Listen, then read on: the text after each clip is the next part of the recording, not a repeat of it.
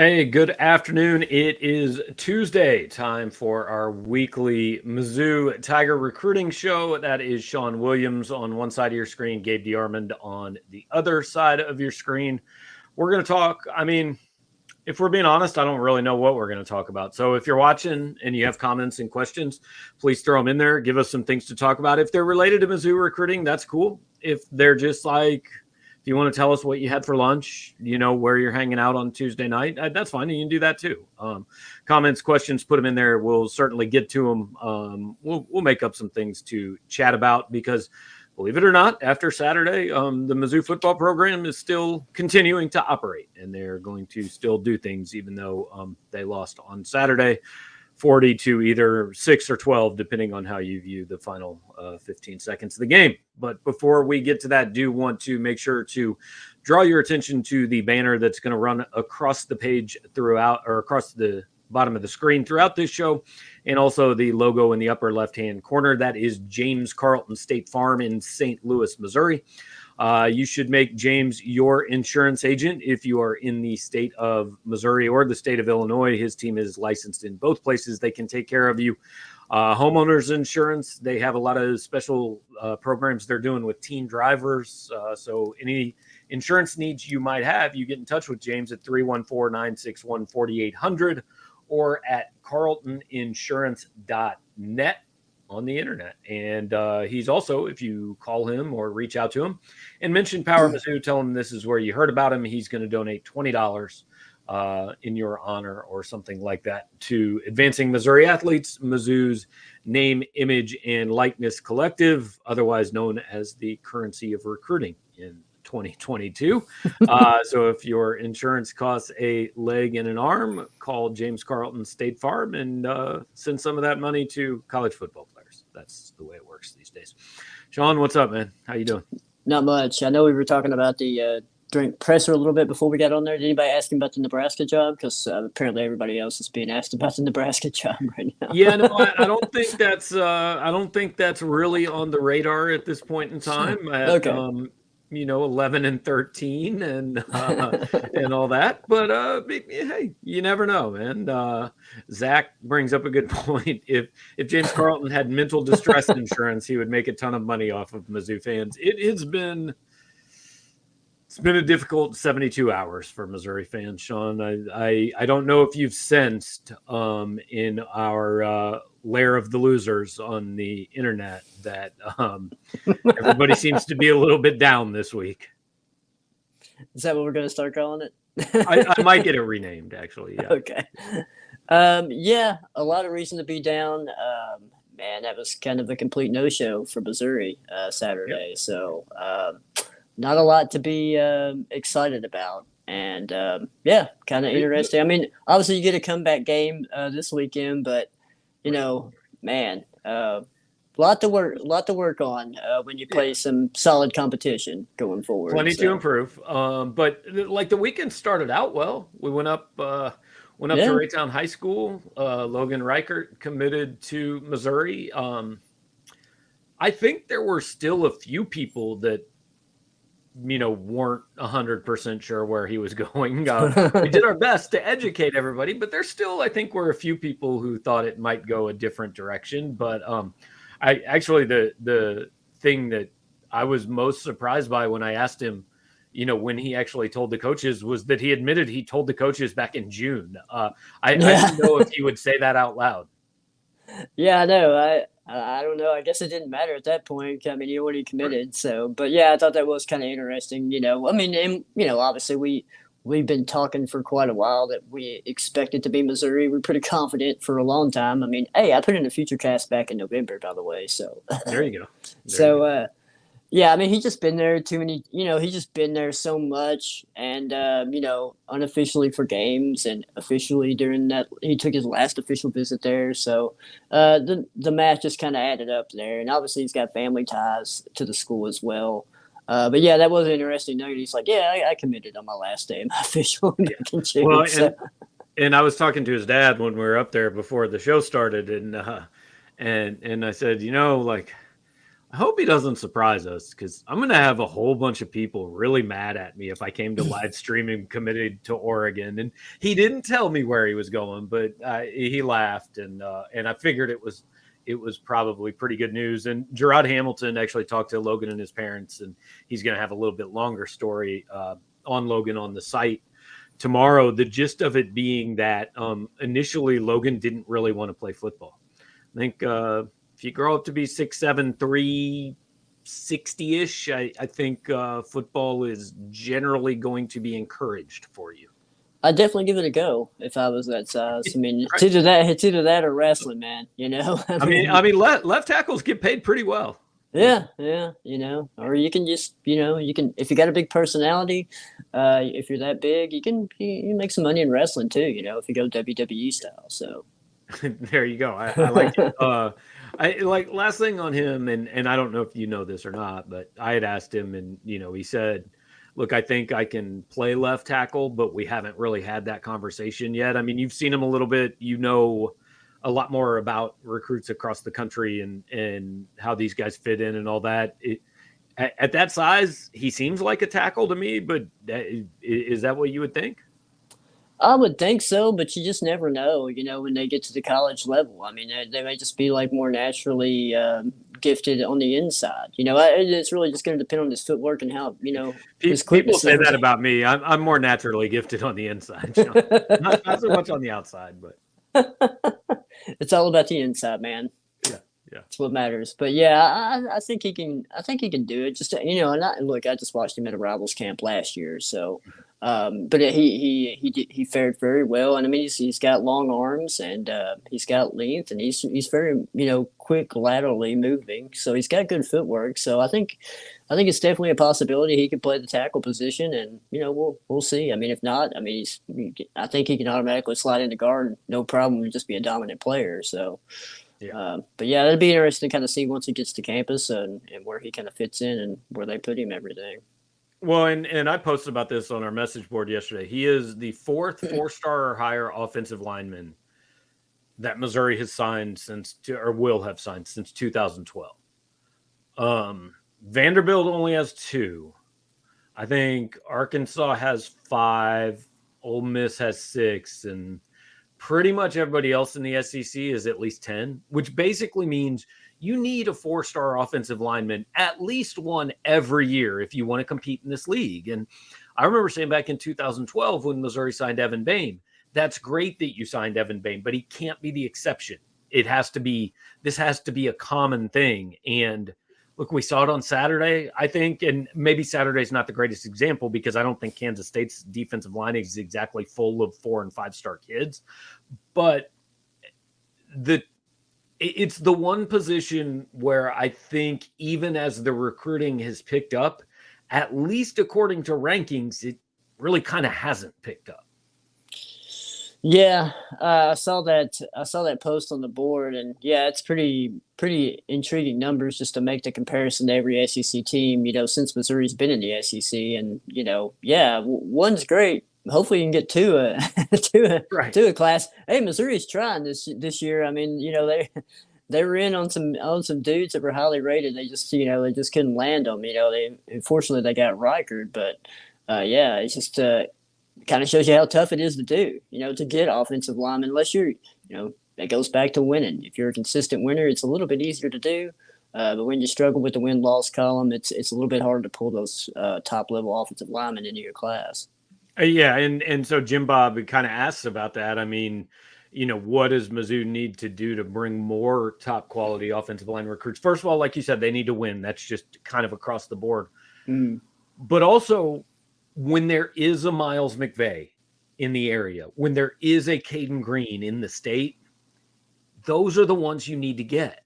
Because you're probably not going to Atlanta and getting them, right? If Logan Reichert is from Phoenix, Arizona, no, he's probably not coming to Missouri.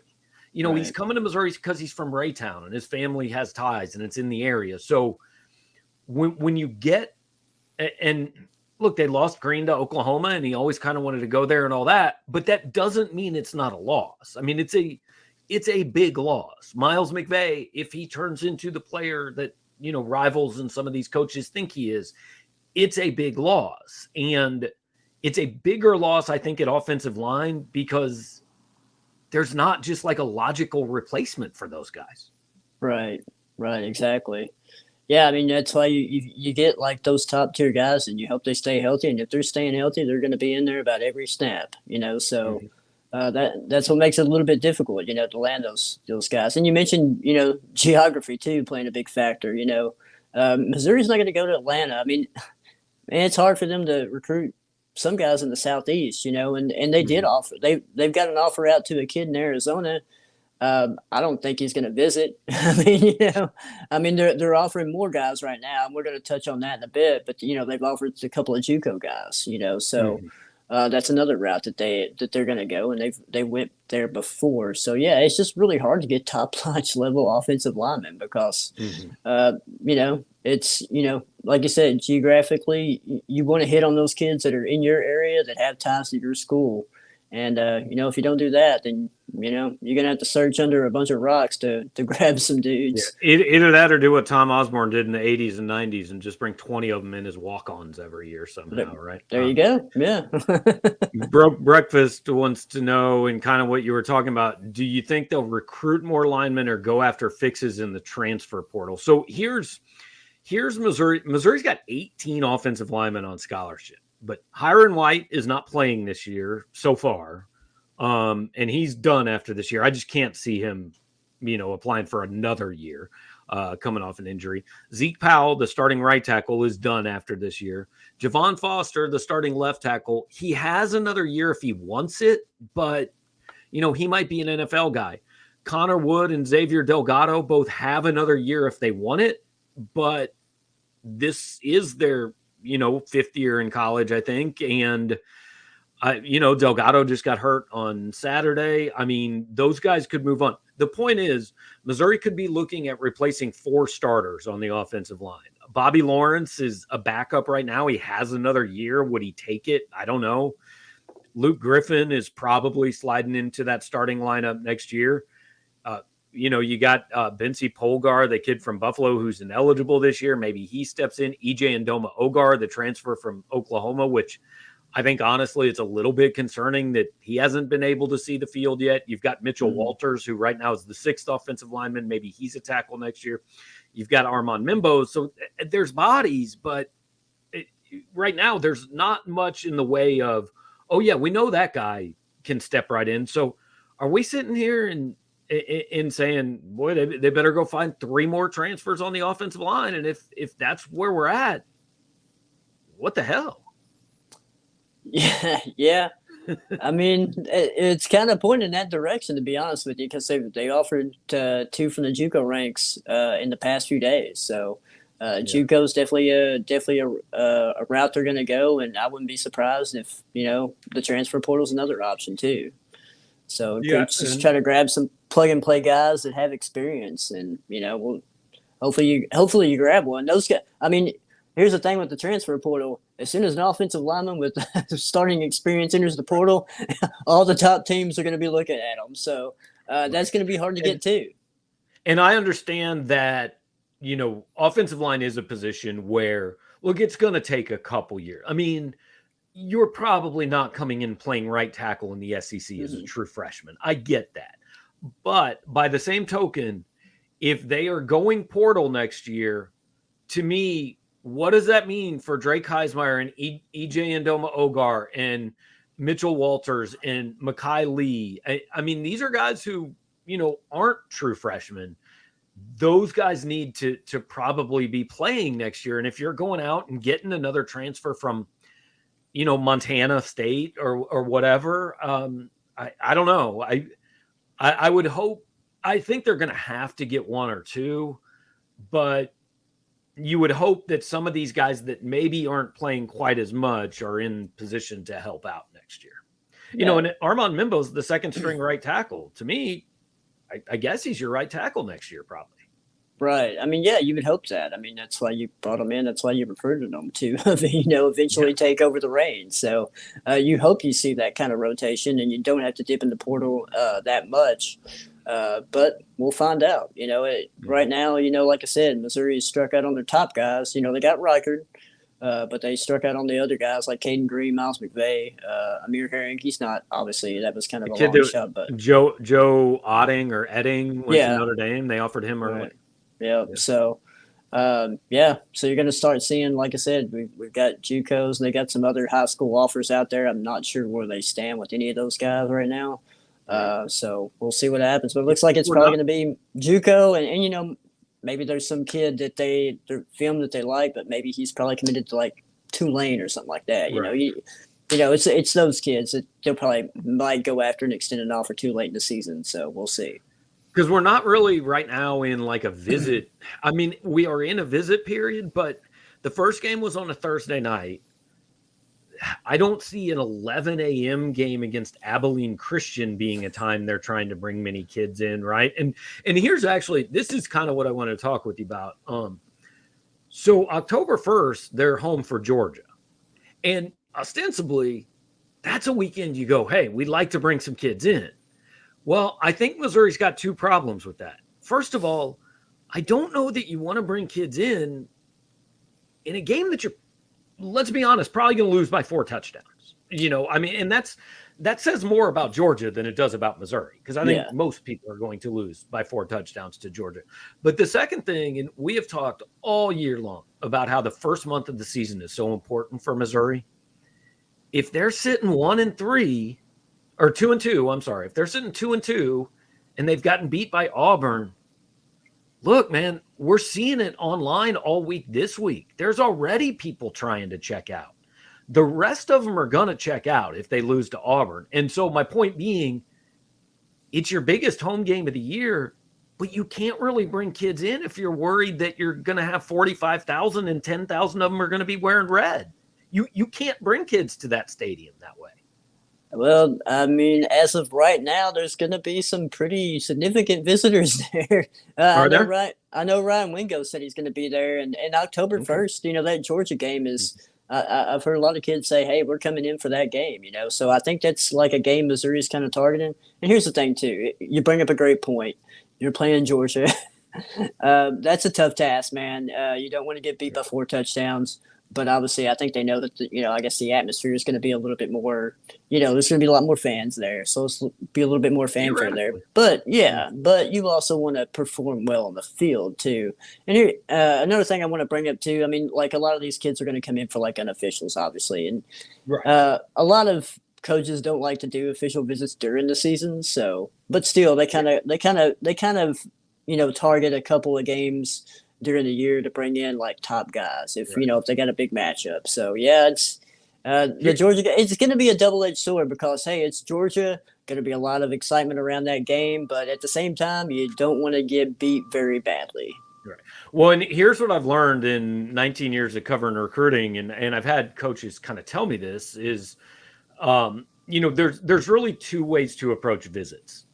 If you are Nebraska, if you are Ohio State and your best thing is the atmosphere on game day, right? Like we pack 100,000 people in here. If you're Texas A&M, you want to bring kids on their official visits during the season so they can see that.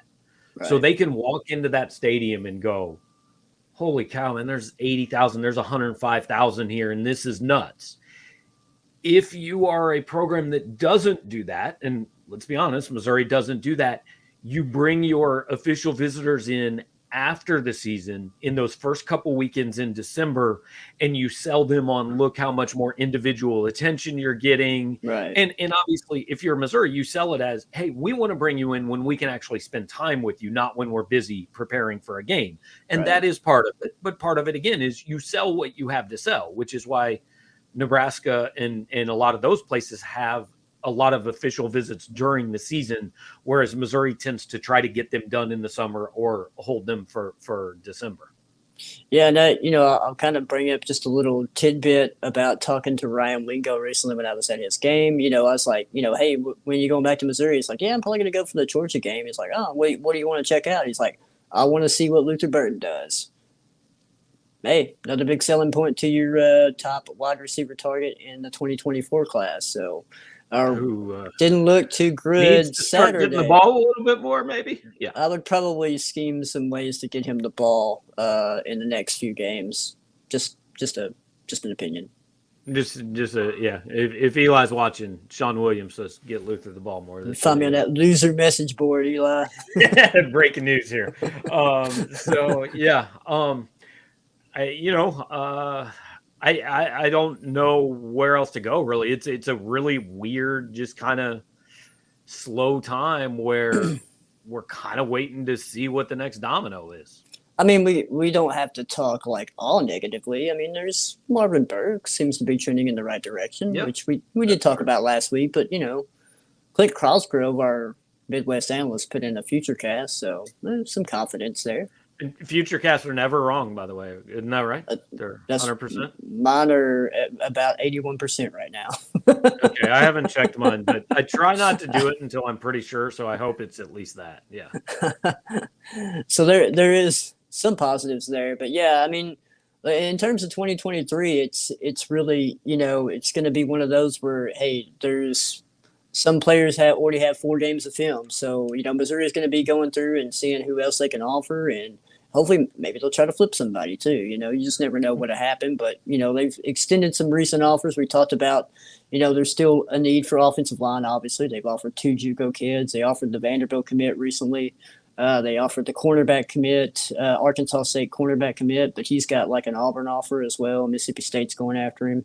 They just offered a JUCO defensive end, so they're definitely looking for an edge rusher in this class as well. So those are kind of three particular positions they're still looking for in this class. So, all right. So last thing, and you do some of the transfer portal stuff with Rivals, and it just kind of occurred to me, not talking about any particular player or anything like that, but we're coming up here on week 3-4 of the college football season, and as far as I know, these portal windows are not necessarily in effect yet, right? I mean, that doesn't take effect till next year. So my point is, I don't know if there's much talk about, but could there be kids across the country who aren't really playing a ton, or they're on special teams, but they want to play more, and they go, you know what? I've already played in 3 or 4 games, and do kind of what Kelly Bryant did a couple years ago, which is, hey, if I transfer now, if I go to the portal now, I can play somewhere next year. Whereas if I stay on this team and Trevor Lawrence gets hurt and coach throws me in for a series, this is it, and I'm done, and I can't go anywhere. So I'm wondering if there might be some kids across the country who kind of see an opportunity to preserve a redshirt year by entering the portal in the next 3 weeks. Yeah. About the new rule. Great question. Great observation. Because there will be. I assume this new rule, it's kind of confusing. I know they kind of threw it out there, but I mean, we've been seeing people sparingly go into the portal in this past week. So I assume it's not going to go into effect till next year. So yeah, there's still a lot of confusion on that. But anyway, yeah, I mean, we saw it last year. I mean, there's going to be, and you brought up a great example with Kelly Bryant, but there's going to be that kind of period here in the next couple of weeks where, there will be kids that be like, I'm not playing as much as I want to. I want to preserve a red shirt, and, they'll hit the portal. So that'll be kind of interesting to kind of check out and see who that is. And once again, portal recruiting kind of, it helps whenever you have that relationship with a kid coming out of high school. So you kind of connect the dots. If you see a kid go in, and Missouri was kind of recruiting him pretty hard out of high school, I mean, that's probably a good dot connector right there, just in terms of relationship building and things like that. So that's why you got to keep those relationships going, because you never know when a kid's going to hit the portal. Yeah, and we'll finish up with a question on one of those kids. Michael wants to know about Marcus Clark, since he dressed for the trip. That was wild. Marcus Clark was in uniform on the field on Saturday. And a couple of people asked in the press box, and all we could get was, I don't know. I mean, I guess if he's here, he's probably eligible, but we haven't gotten a definitive answer. And I'll be honest, just with other stuff, it kind of slipped my mind asking Drinkwitz today. Maybe we can ask Blake Baker tonight when we talk to him at 5:30. But really interesting deal to me that he was on the trip and in uniform, man. That caught me off guard. Makes you think that he probably is, I don't know why, because you're limited. Yeah, you're limited how many kids you can travel. I don't know why you'd take a kid that was ineligible. I mean, Benson Colgar wasn't there. Right. That wouldn't make a lot of sense. So, like, unless you're like, hey, man, look at this Miami cornerback commit. Right. We just got in the portal, man. Come on. We just want him to look good on the sidelines here and intimidate K-State. So That's right. yeah, kind of interesting point. But appreciate you guys hanging out with us. Everybody that joined us live. Hit the like button, subscribe to the channel. If you're listening to the podcast afterwards, then we'd appreciate it if you give the podcast a nice review and do all the things that make us appear in other people's search engines when Big Brother populates their phone and things like that. So we also would like to encourage you one more time to get in touch with James Carlton State Farm in St. Louis.